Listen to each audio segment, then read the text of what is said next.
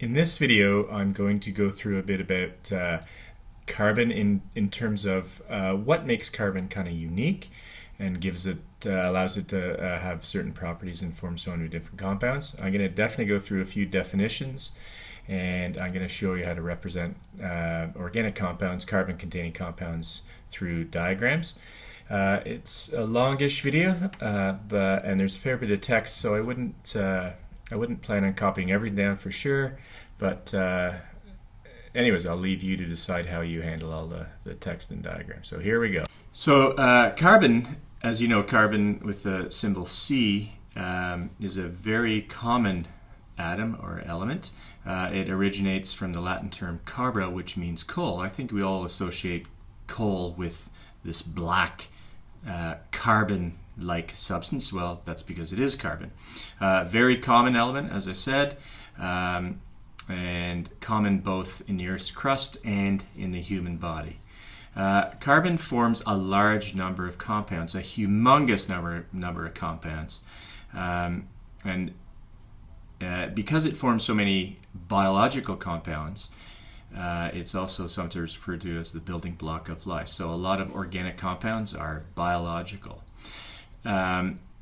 Somewhat paradoxically, carbon forms many different compounds indicating a lot of different bonding, but it's relatively unreactive. So by itself, it's not a hyperreactive compound by any means. There's two well-known allotropes of carbon. These are the same element bonded differently, diamond and graphite. You can see down below. Diamond is the hardest naturally occurring substance known to man, and graphite, which you find in pencils, is on the other hand quite soft, yet both of them are made from carbon, and the differences lie in how the carbon is bonded together. Carbon has an exceptionally high melting point, the highest melting point of any element, 3,500 degrees Celsius, so we're not going to be melting any carbon in the lab. A few more factoids. So hydrocarbons, we talk about this a lot in organic chemistry. Organic compounds made entirely of hydrogen and carbon. Well, we extend that a little bit, but organic chemistry then is really the study of hydrocarbons and these different types of carbon-containing compounds. A simple molecule, carbon monoxide, is very toxic. You are all familiar with carbon monoxide. In some places in the world, it's the most common kind of poisoning. And it occurs through incomplete combustion of hydrocarbons, not enough oxygen. And so, again, that's very prevalent in our society, where we burn a lot of hydrocarbons as fuel source. Carbon fiber is a very strong material, and it's used for a lot of new things now, and this is fairly recent within the last sort of 10 years, but certainly like a carbon fiber bicycle is a very strong bicycle from sort of the point of view of whether it's going to bend or break or not. Fossil fuels, methane, crude oil, there's a picture of crude oil there, are predominantly made up of hydrocarbons, and again, in our current economy, exceptionally important, and part of the issue with global warming, obviously, our reliance on carbon-containing compounds as a fuel source. And finally, plastics, again, ubiquitous in our society today, are made up of carbon, different types of carbon, called carbon polymers, long chain macromolecules. So Lego, if you've played with Lego, you've played with carbon-containing polymers. So anyways, just a bit of background on carbon. So, on to the definitions. Now, in some ways, carbon's quite unique. So if we look at the periodic table, we can see that carbon has 4 valence electrons. We can draw a Lewis structure for carbon there. So there's carbon. Lewis structure includes the valence electrons. So there's the 4 valence electrons. And so these electrons then are capable of forming bonds with other species. Now, because of the electronegativity in the middle of the pack for carbon, about 2.5, that's sort of middle, and this valence shell configuration, carbon can form multiple bonds with different types of species. So it often forms 4 covalent bonds. They can be in the form of carbon-carbon single bonds, so it forms bonds with itself, leaving other sites to bond other atoms. So that's a carbon-carbon single bond. Well, it can also form a carbon-carbon double bond. That leaves 2 electrons free on each carbon to further bond, or carbon-carbon triple bond.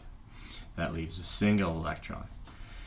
So again, this type of bonding we'll get to in a second, this carbon-carbon bonding, but the fact that it has these 4 valence electrons means there's so many different possible permutations of bonding.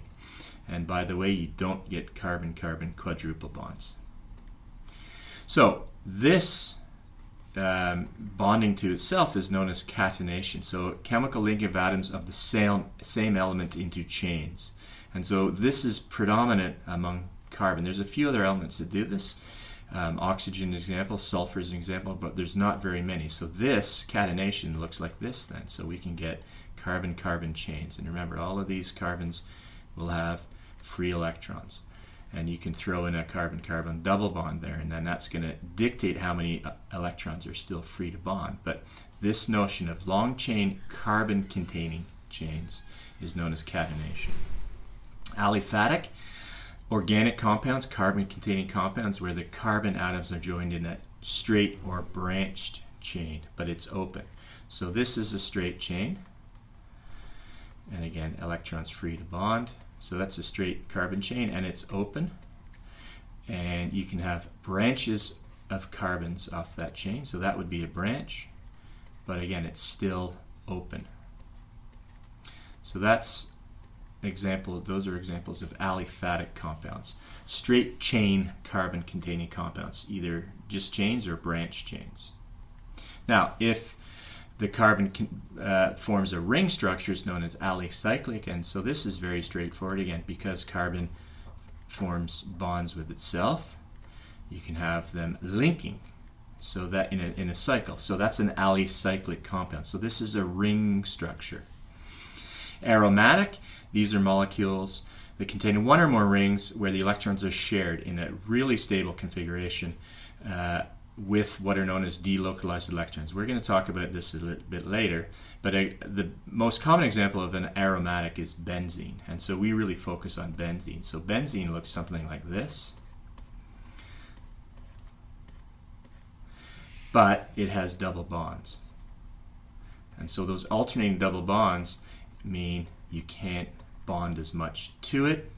So there's only one free electron on each carbon. So the formula for benzene actually is C6H6, and with these double bonds. And the most aromatics stem from a benzene-like structure, benzene or benzene-like structure. And we're not going to get into too many details on those, but that's a huge family of hydrocarbons, aromatics. So a hydrocarbon, as I've sort of already indicated, a molecule made up of only hydrogen and carbon. We do extend that a bit in organic chemistry because it's not quite sufficient. We can bond other atoms, but the backbone of carbon-hydrogen allows it to be called a hydrocarbon. So here you see this molecule 3-methylpropane is its name, only carbons and hydrogens. So a saturated hydrocarbon contains only carbon-carbon single bonds. So again, this is a well-known hydrocarbon. You've heard of it. This is known as propane. And so propane is a saturated hydrocarbon. To each carbon is the maximum number of other atoms bonded. So this carbon has a carbon attached to it and 3 other hydrogens. This carbon has 2 carbons attached to it and 2 hydrogens. So all of the bonds are single bonds. Unsaturated hydrocarbons, on the other hand, can have a multiple bond, a double bond, or a triple bond. So in this case, we have this molecule, which is known as propene.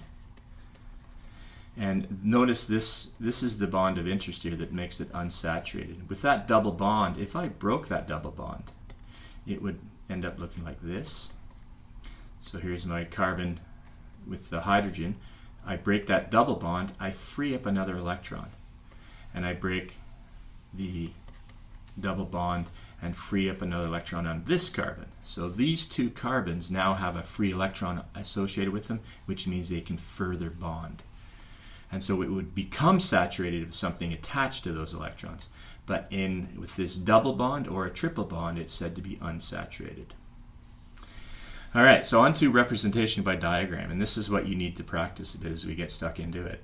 So a complete structural diagram. These are kind of uncommon, but they show all atoms and all bonds. So bonds are represented as straight lines between atoms, and that could be a double bond as well. So propane, again the example, 3 carbons, each single bonded, 3 hydrogens bonded to each carbon, each with a carbon-carbon single bond. So the straight lines indicate 2 electrons associated with each atom, a covalent bond. But you can have a double bond, and so for a complete structural diagram for propene, as I showed before, there's the carbon backbone. So I have 2 bonds to this carbon, so I'm going to have to attach 2 hydrogens. I have 3 bonds associated with this carbon, so I can only attach a single hydrogen. And I have 3 hydrogens attached here. And so that's the complete structural diagram for propene, an unsaturated hydrocarbon. So complete structure diagram, not very common. You don't have to do those very often. A more common one is something known as a condensed structural diagram.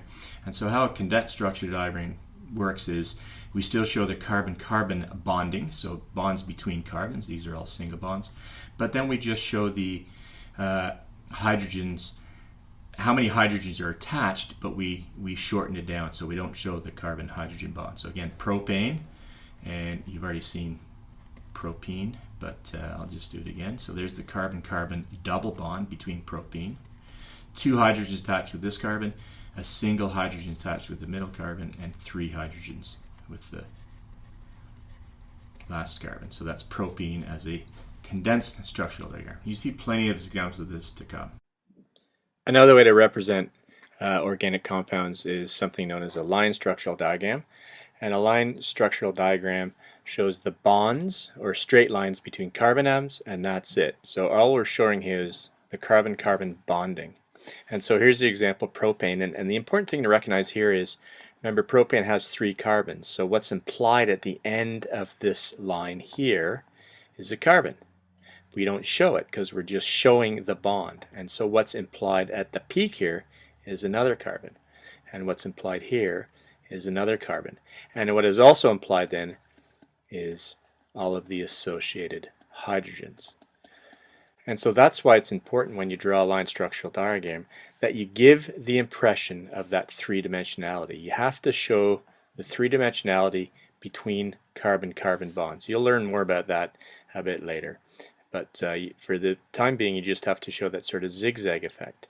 So we've already seen propene. So propene, if you remember, is 3 carbons long, but there's a carbon-carbon double bond. So how do we show that with a line structural diagram? Well, there's the first carbon, and there's the second carbon, and there's a double bond between those 2 carbons. And then we'd show a line to the carbon 3. So that's the third carbon. So that's the line structure diagram for propene.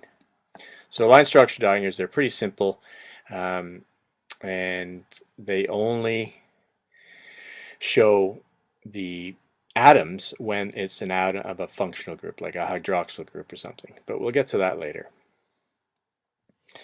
Now, the last type of sort of formula diagram I want to show you is something known as a structural formula. So as it says, the structural formula shows all elements in the compound, but attempts to give some idea of the chemical structure without drawing the structure. And so if we look here, here's CH3, CH2, CH3. And so this structural formula shows the structure. A carbon with 3 hydrogens attached, but that carbon is now bonded to this carbon. And so this looks like this. So there it is, propane, which you've already seen. So CH3 is right there. The CH2, there it is, and the last CH3, there it is at the end. So hopefully you can visualize what propene might look like. This is propene, CH3, with a single C. So again, carbon-carbon, but there's only 1 hydrogen attached. So it must mean between this carbon and this carbon, there is a double bond. And so propene looks like that. Carbon-carbon double bond restricts how many hydrogen you can attach to the carbon, and that shows up in the structural formula. The last one, you may not recognize this, but this is a very common carboxylic acid. So again, there's the structural formula. What would the diagram look like? Well, there's a carbon. It's attached to this carbon. So there's carbon, and that's a single bond because I can attach 3 hydrogens. So there's my 3 hydrogens. And now to this carbon is a bond O and another bond O. And what it's not showing is that that's a C double bond O, and this hydrogen is actually attached to that oxygen. And so that is known as ethanoic acid. Now you may have heard of it by a common name, acetic acid. And again, we'll look at this further later on, but this structural formula does imply this chemical structure, and that's something you have to try to be able to get used to. Now, last thing I want to talk about is isomers. So isomers, molecular compounds with the same chemical formula but different chemical structure. We're going to talk about isomers a bit later. I'm going to talk about another type of isomer, but first, simply, here's an example. So this again is C4H10. This is known as butane, and if I was to draw butane, I'd draw it like this. So there's the representation of butane as a condensed structural diagram. But I can have a different structure if I move one thing around. So I'm going to take this terminal carbon, I'm going to put it as a branch. So I'm going to put it right there. And it still is CH3. This is still CH3. Now this carbon can only bond a single hydrogen. This one can bond 3. But that is quite clearly a different structure. The longest chain is no longer 4 carbons, it's 3. And this is actually known as 2-methyl propane. Butane and 2-methylpropane have the same chemical formula. It's still C4H10, but they quite clearly have a different chemical structure. So those are isomers. And so the larger amount of carbon you have in the chain, the larger numbers of isomers you can have. C4H10, there's only 2. Those are both of them. If I add a few more carbons, C20H42, I have over 350,000 isomers. So a little bit of background about carbon, uniqueness of carbon, the bonding in carbon, and how to represent carbon to containing compounds. And that concludes this video.